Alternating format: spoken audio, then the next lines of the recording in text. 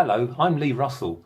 I'm a fiction author, typically writing stories with a theme about how love and beliefs help to overcome adversity. I have self-published 2 science fiction novels and a collection of science fiction short stories, and I also have 2 other SF short stories that were published in Jupiter SF magazine. My unpublished work includes literary fiction and poetry. Despite being a sci-fi fan for nearly 40 years and writing sci-fi for the past decade, my next series of books will be conspiracy thrillers.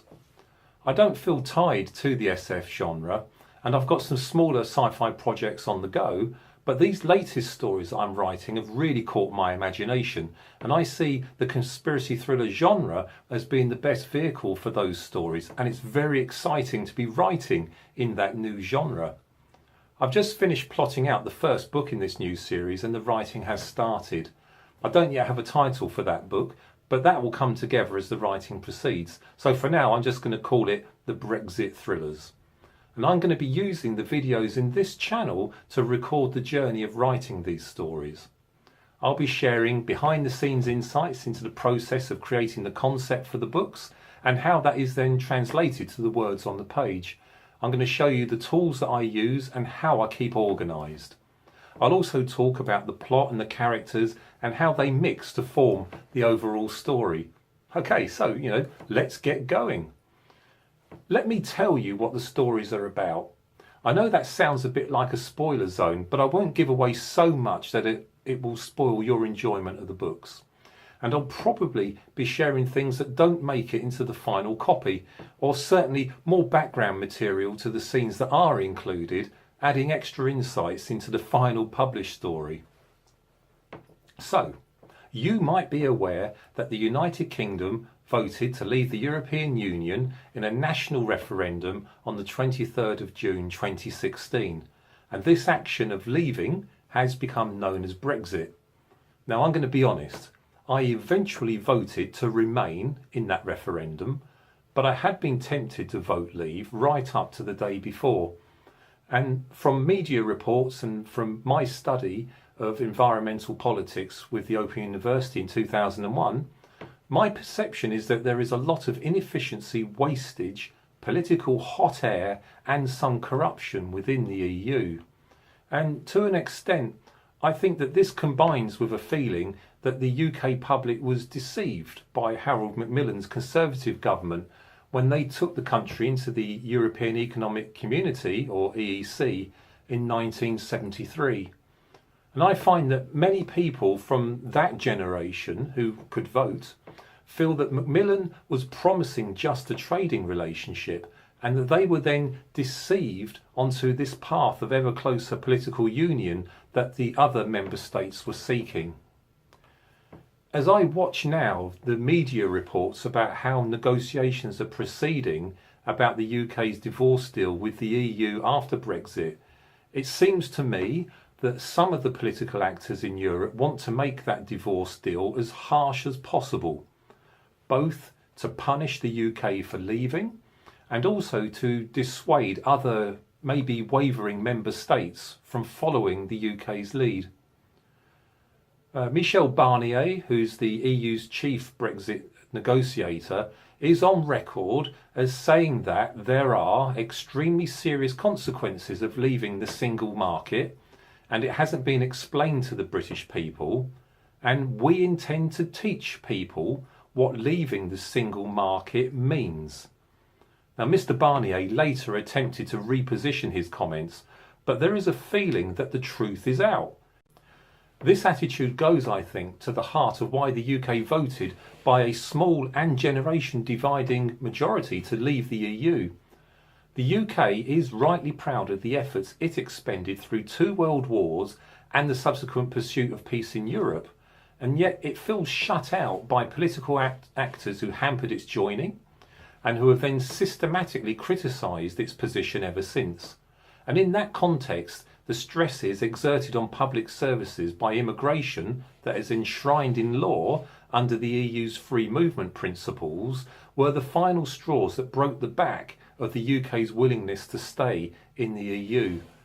After all, a relationship works both ways.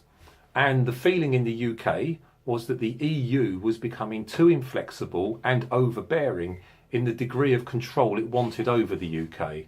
And eventually enough was enough, and now the UK is leaving the Union that has helped to maintain peace in Europe for nearly 60 years. The UK didn't want to leave, but ultimately felt pushed into that decision. And paradoxically, Mr. Barnier's threats of punishment for leaving stand a good chance, I think, of evoking the UK's stubborn Blitz spirit. We could do it in the 1940s, we could do it again now.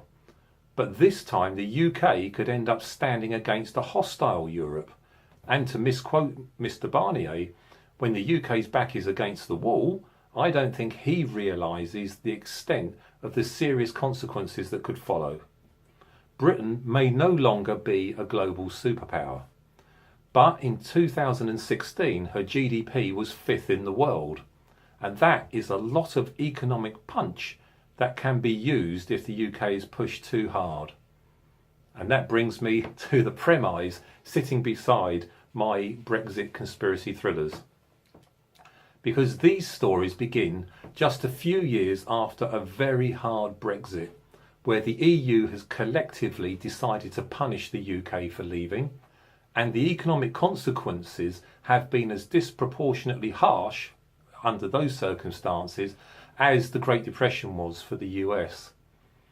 So in this fictional scenario, the starting position is that the UK is in profound economic recession.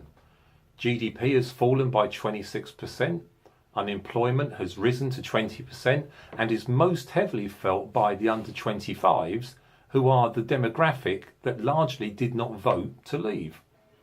60% of the financial services sector has been lost to Europe, and the cost of that to the UK economy is around 13 billion a year.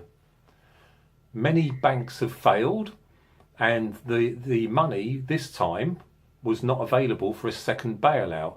And the first bailout, of course, happened after the 2008 global credit crunch. Because of this, savers have lost over £194 billion. The birth rate has fallen by 8% and the suicide rate has increased by 25%.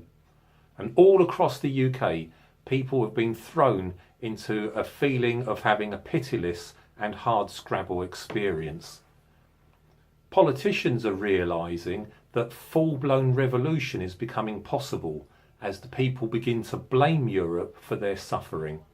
Scotland has resumed pushing hard for independence, and there's major social and political unrest in the north of England that has turned into rioting that could only be suppressed with troops and curfews.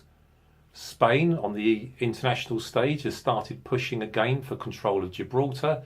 Argentina is seeing an opportunity to press for control of the Falkland Islands, and Russia is now aggressively patrolling the UK's borders. And with all of this, the UK feels under siege and has lurched politically to the right, threatening to leave NATO and pursue its own strong self-defence policies. The final straw comes when the UK sees a competitive advantage in agriculture and moves fast to grow its exports significantly, and does that at a much faster rate than France can keep up with.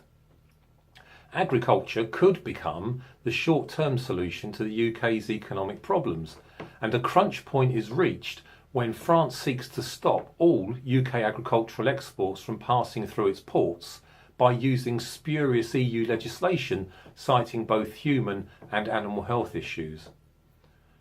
So in my set of Brexit thrillers, the UK responds to that by taking control of the Channel Tunnel and seizing part of the Nord-Pas-de-Calais coastline between Dunkirk, Calais, Boulogne and inland as far as Saint-Omer. And the UK then pressures Belgium to allow its freight to travel onwards through Belgian territory. And this is initially positioned as a temporary measure, but is continued when France refuses to back down on the agricultural exports issue. Of course, the UK and France are both nuclear-armed NATO members, and they're now facing off, and it's not quite a hot war, but it's almost a hot war. And there are frequent border clashes, and the US is attempting to arbitrate a solution. Now, all of this contemporary description is window dressing for the conspiracy in this series of books. And it's a conspiracy that begins during the Second World War, when a small group of extremely wealthy and extremely powerful individuals see an opportunity to use the outcome of the war to consolidate global power for themselves. And acting behind the scenes of national governments, and now possessing today more economic power than those states, these players are now pulling the strings on every major event that happens across the globe, from trade to terrorism. They are in charge. And it's the players who have been manipulating global and regional events to drive disruption in Europe, because disruption creates further spaces that they can slip into and then consolidate their power.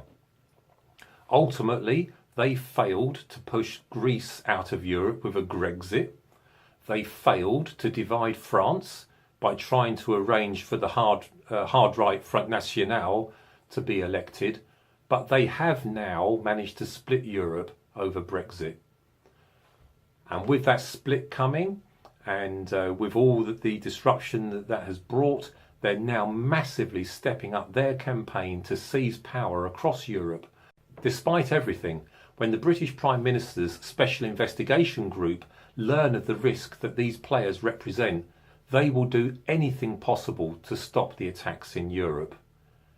Lissa Blackwood and Craig Ballard are SIG's top agents, and with the whole of Europe standing against them, they're in a race against time to stop the players and save the lives of millions. Lissa Blackwood is a 31-year-old covert warfare specialist, and she describes herself as a strong, fierce woman warrior. Craig Ballard is her 42-year-old SIG team leader. Married with 2 children, Ballard is a special boat service sniper and an explosives and survival expert. The Prime Minister knows that Ballard is an ultra-reliable, resilient, flexible, completely focused one-man machine who's going to get the job done. It's an absolute pleasure to be able to share these stories with you. I'm really excited about writing for these wonderful characters and all of the adventures that they're about to face.